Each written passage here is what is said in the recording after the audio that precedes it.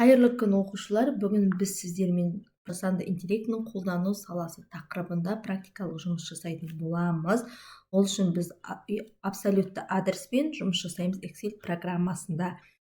Ең бірінші сіздерде бағандарда кезең, сатылым, яғни А1 ұяшығы кезең, Б1 ұяшығына сатылым және С1 ұяшығына болжам, Д1 ұяшығына оптимист, Е1 ұяшығына пессимист, F ұяшығына, F1 ұяшығына кезең коэффициенті және G1 ұяшығына ауытқу деген сөздерді жазып жұмыс жасайтын боламыз.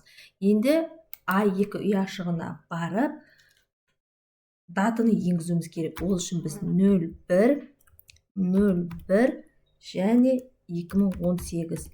Осылай енгізгеннен кейін ұяшықты белгілеп, А2 ұяшығын белгілеп, тышқанның оң жақ батырмасын басып, формат ячеек батырмасын басамыз. Осы кезде дата шығады және оны біз неше түрлі типін таңдасақ болады. Мен осы типін таңдағым келіп отыр және ОК батырмасын басамыз. ОК батырмасын басқаннан кейін мен оны 12-ші айға дейін созуым қажет. Дәл осылай созғаннан кейін параметріне барып заполнить по месяцам дегенді таңдаймыз. Сол кезде автоматты түрде не шығады. Енді ары қарай мен 2019-ды жасайтын болам. Дәл осылай жасайым.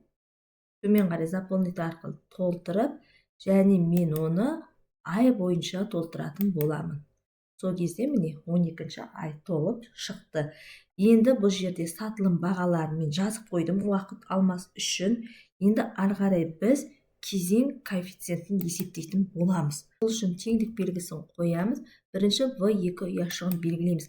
Абсолютті адреспен жұмыс жасағаннан кейін баған алдына да және қатар алдына да абсолютті адрестің белгісін қоятын боламыз.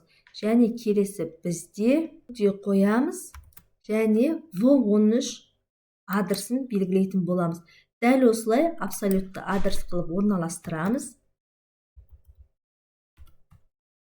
Жасап болғаннан кейін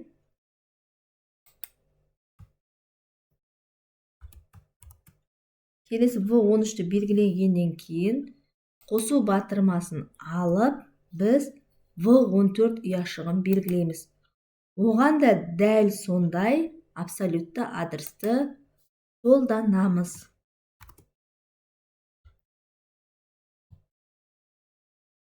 Ұяшығын белгілегеннен кейін, яғни В10 қос нүкте қойылып атқанымыз, бұл В14 пен В25 аралығындағы ұяшықтарды қосамыз деген сөз. Дәл жаңағыдай абсолютті адресті орналастырамыз. Бағанмен қатар алдына белгісін қойғаннан кейін жақшаны жауып бөлеміз сумға, яғни қосындысына.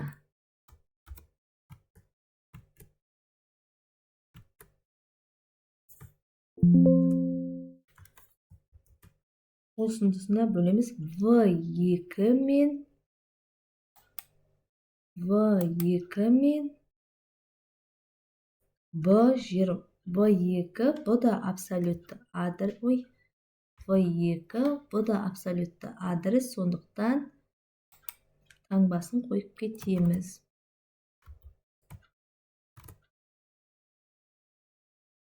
В2 мен В25 аралығы.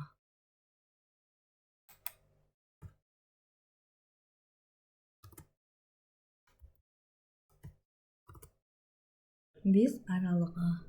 Және екі қос шақшамымызбен жабамыз.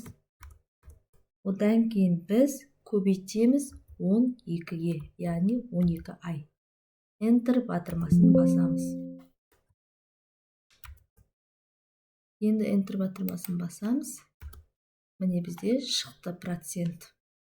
Кей кезде сіздерде процент шықпауы мүмкін. Сол кезде, яғни сіздерде процентный түрі шықпай жатса, онда ұяшықты белгілеп, тышқанның оң жақ батырмасын басып, формат ячейкке барып процентный түрін таңдап окей батырмасын басқан кезде процент пайда болатын болады.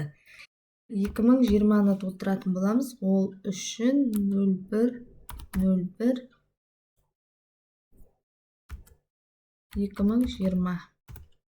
Осылай жазғаннан кейін төмен қарай тарту арқылы толтырып аламыз. Дәл манағыдай айлық белгімен толтырамыз. Жетемес бөлігін алып тастаймыз. Енді бізде қажет келесі бөлімдерді не істеп шығамыз? Толтырып шығамыз.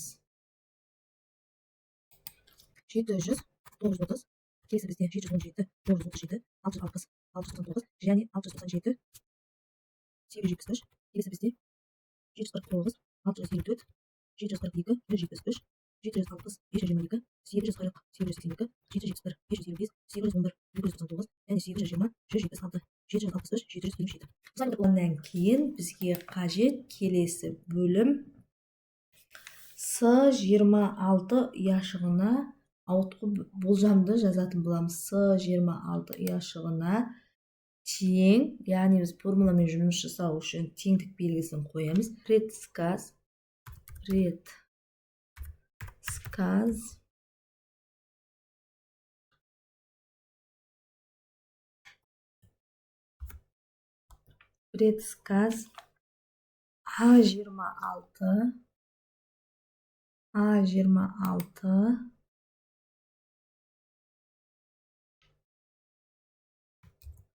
А26 В2 және дәл В-ны абсолютті сілтемемен жұмыс жасаймыз.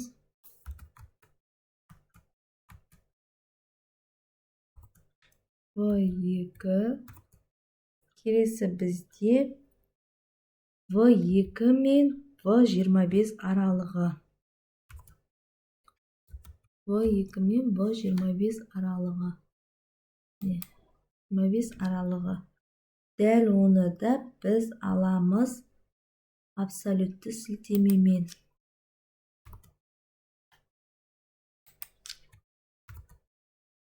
Осылай алып болғаннан кейін нүктелі үтірін қоямыз. Келесі бізде А2 мен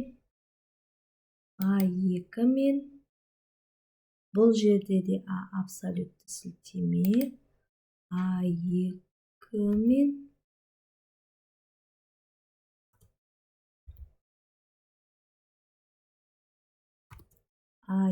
мен А25 аралығы. Осыдан кейін жақшаны жауып көбейтеміз индекске. Индекс. Және жақшаны ашып F2 ұяшығын белгілейміз. F2 ұяшығы мана кезең коэффициентінің алғашқы мәні. Дәл осы алған F2 ұяшығымызды да абсолютті сілтеме қыламыз.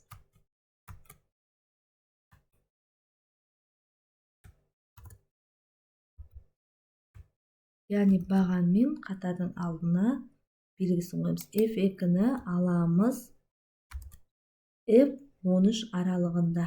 F2 мен F13 аралығында. Дәл F13-імізді де абсолютті сілтеме қылып орналастырамыз.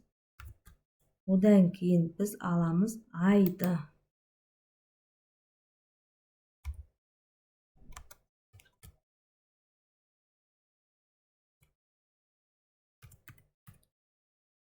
Айды аламыз. Дәл осы жерде жақшаны ашып А26 ұяшығын белгілейміз. А26 ұяшығын белгілеп жақшаны жабамыз. Осыдан кейін Enter батырмасын басамыз. Бізде яғни болжам коэффициенті пайда болды.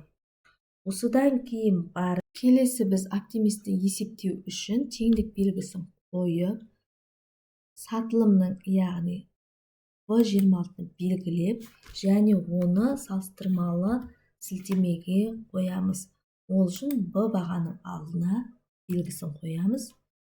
B бағаның алдына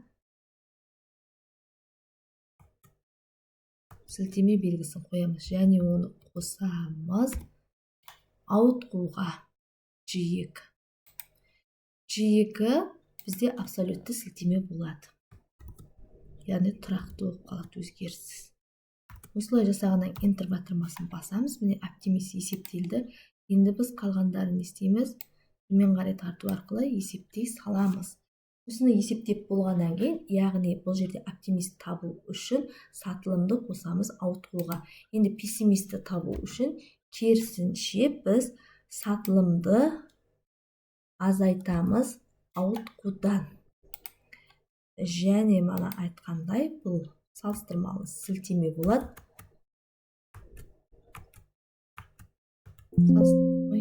Салыстырмалы сілтеме, ал ауытқуымыз абсолютті сілтеме болып қалады. Enter батырмасын басып, төмен қарай тартатын боламыз. Осылай біз болжамды таптық, оптимисті және пессимисті кезең коэффициентін тауып, ауытқуды тапқаннан кейін, енді біз ары қарай диаграмма құруымыз қажет. Диаграмма құру үшін A1 ұяшығынан F37 ұяшығына дейін ерекшелеп алып, вставка бөлімінен график түрін таңдаймыз диаграмманы.